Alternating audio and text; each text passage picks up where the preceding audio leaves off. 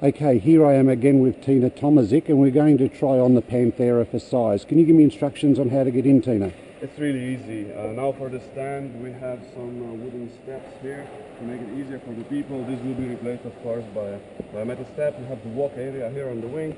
Now tied it up with a carpet. We can grab hold here? Absolutely. Now the easiest way is to grab hold here with one arm and one here in the back or here in the front. And just feet straight in on the floor? Feet straight in on the floor. The opening is really big, so getting in and out should really be easy. Much easier than with the rest of the airplane. Hey, there you are. This is surprisingly comfortable. We made the airplane so it has a really comfortable cockpit for all those long flights. Despite the airplane's shape being very sleek and from the outside it may look as if it's small, but I guarantee you that inside it's a really big airplane. Yesterday we had some customers who were actually saying that they couldn't fit in a Cirrus SR22, which is sort of the benchmark of this section of the industry, and they could easily fit in the Panthera. So it's a great compliment to the cabin and interior design. Well, I'm 6'2" tall, 120 kilos, which I'm guessing is about 270 pounds. Thereabout, yes. And I can see that you fit quite nicely. I've got plenty of room. Can you join me in the other seat, please? Absolutely.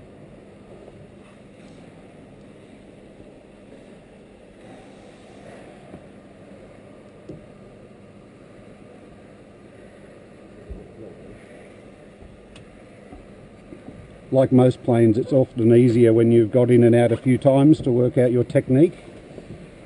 There I am with you. Yes. Just adjusting the carpet here for comfort.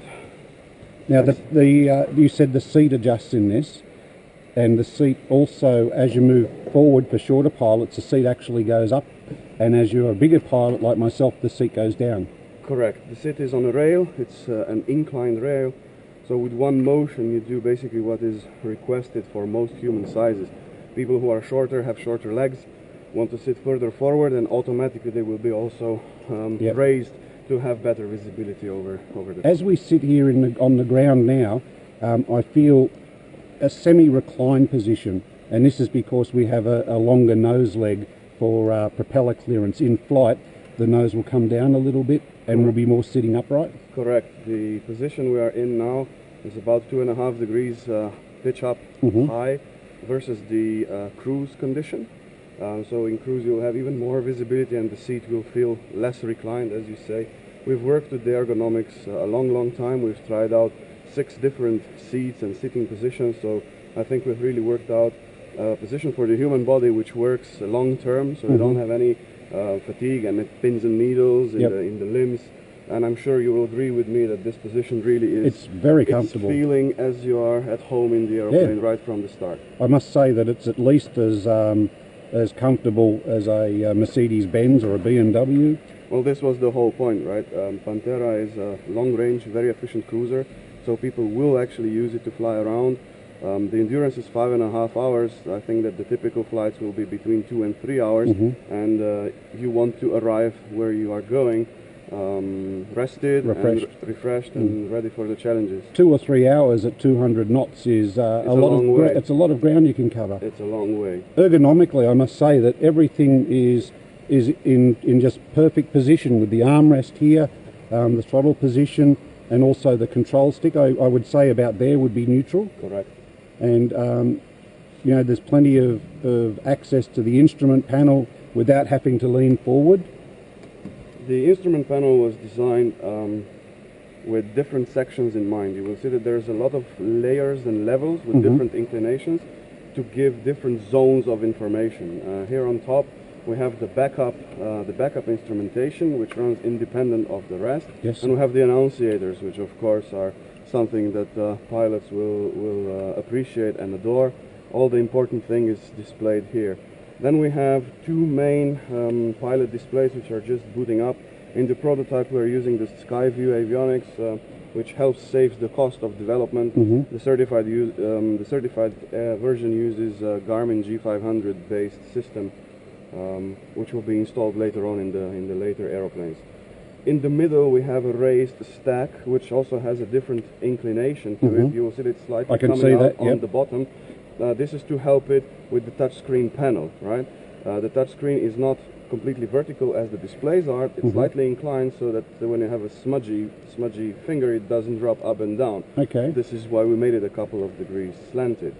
Then on the bottom side with another zone you have the main electrical panel, the landing gear switch, the flap selector and the climate control See, everything panel. is so it's so within range. It's very easy to touch all of the switches. Absolutely. The starting key, everything is there. We've also got ventilation. You said we've got very good ventilation in the cockpit for warmer climates. Indeed. With the optional air conditioner, the climate control panel controls everything by a touch of a button. You simply set up your temperature. Your climate control display is a tailored, developed display down here. I'll just take this camera off and we can zoom in there to get a little bit more information. This is the climate control display. You set up the temperature. You'll see the set point moving. We're now currently 20 degrees centigrade here in the cabin, and you set it to auto mode, and that's it, and it's doing its thing. That's amazing technology for an aircraft. Thank you. At the same time, we have the trim indicator right there on the same display, which indicates whatever you select with our patented 3D trim interface. So the whole trim of the aeroplane is based on this knob, this lever. So if you push it up and down, you get different trim actions on the pitch axis. So elevator trim is up and down. Then you have aileron trim, left and right, and you have rudder trim as well. So all is combined in a single knob, which is easily accessible to both pilots, and here are the indications. Okay, now for people that are getting in and out of different heights in tallness, how hard is it to or easy to adjust the seating position? The seating position is easy to adjust. There's just a lever on the outside of the seat, so on the left-hand seat with your left hand, on your right-hand seat with your right hand, and you just slide forward. Now the cameras we're using, just to explain to the viewers, are very wide angle, so you will get some distortion because we're seeing 170 degrees view. You will get some distortion out of our filming, but it is important to know that there is quite a large area beside the seat with an armrest and also a bit of a hidey hole down the side here. We've got rooms for maps and drink bottles in flight. The idea for the front pockets here on your outside leg of each pilot and co-pilot is to have a map pocket and a bottle pocket, and here by the armrest we have a dedicated iPad pocket for those who want to use it. We didn't want to integrate the iPad as a primary instrument because we feel it's still not mature enough, but for the support elements like approach charts, things alike, quick planning, you can have your iPad just here down your side, bring it up and put it back down in the dedicated panel. Now we've got gull wing doors on this aircraft, and we've got this large centre console, I guess you'd say. This is superbly strong for rollover protection. Absolutely. The aeroplane conforms to Part 23 certification. This is also the target certification standard we are aiming at in 2015.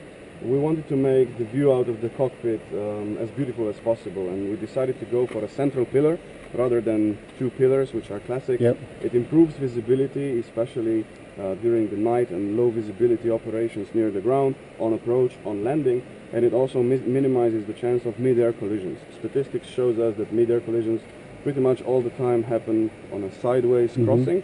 So here, basically all the way from the back of your head to full forward, you have no obstructions. I'm actually surprised myself at the visibility, and I was initially concerned that this may take out a lot of your vision, but in actual fact it's not.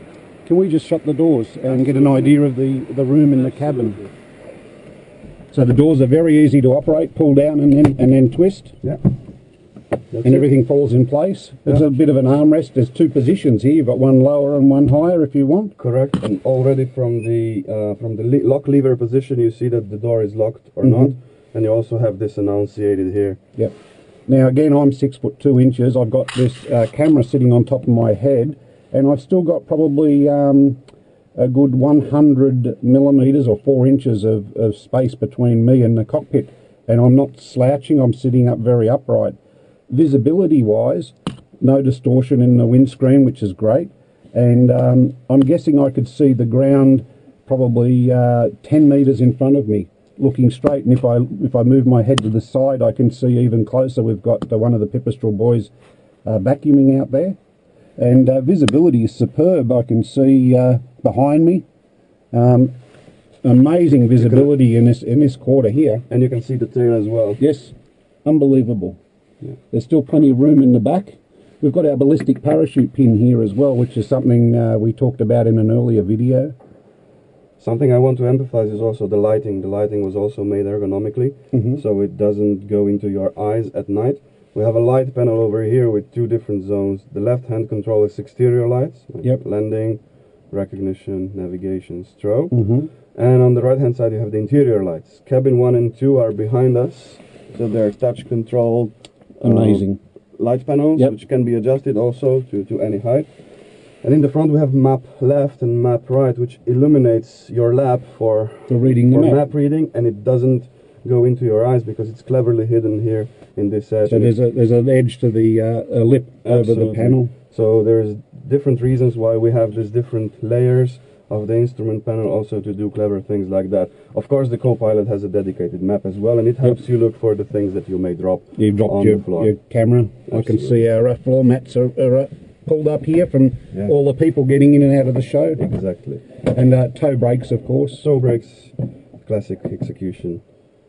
I think that people will feel right at home in this cockpit, and it sets up the standard for the view and comfort as well. I'm just going to move this camera that we've got in the front position here and move it down, and you'll get some idea that the roof of the aircraft, that the door is also covered to give you good sun protection in hot climates. Absolutely. This is a traveling aeroplane, so you don't want the sun shining on your head. So all the 4 passengers or 4 people on board are protected by the sunroof, which does not obstruct the view anywhere, even in turns. What you have to do is just lean slightly forward and you can look straight up.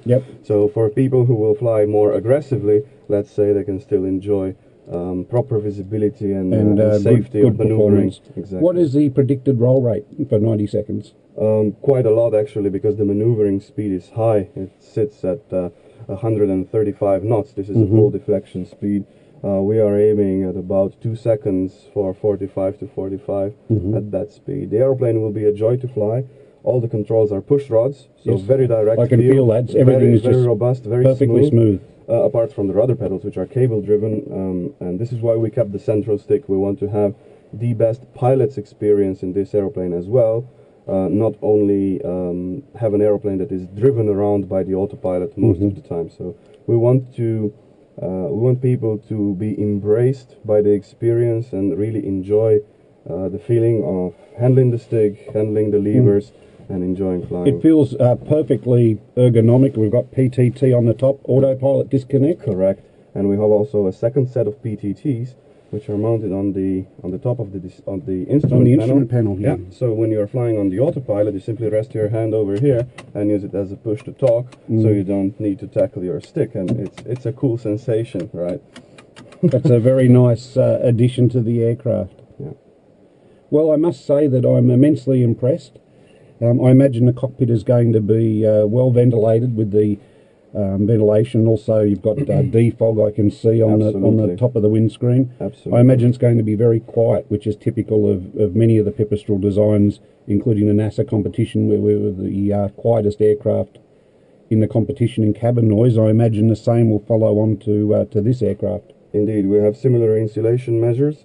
And people should know that the Panthera conventional, the one that's powered with the Lycoming IO390 as the prototype is, all come with the tuned exhaust that features an after muffler by default, so noise will not be an issue. I really just can't get over the amount of vision in this whole quarter.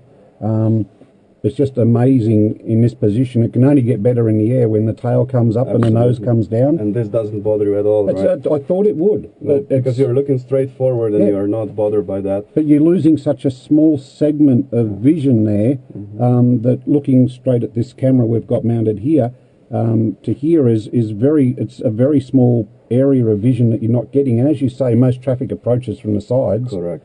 So vision is fantastic. Opening the doors again is very, very easy. We lift and rotate. And just release and everything comes up. That's beautiful. Thank you. Beautiful. Okay, we wish you well for the day 2 of the show here at Aero Thank you, Michael. And thank you for your time. Absolutely, and we'll do a walk around on the airplane and the exterior features and clean aerodynamic lines tomorrow for all the viewers. Okay, great. Thank you, Tina. You are welcome.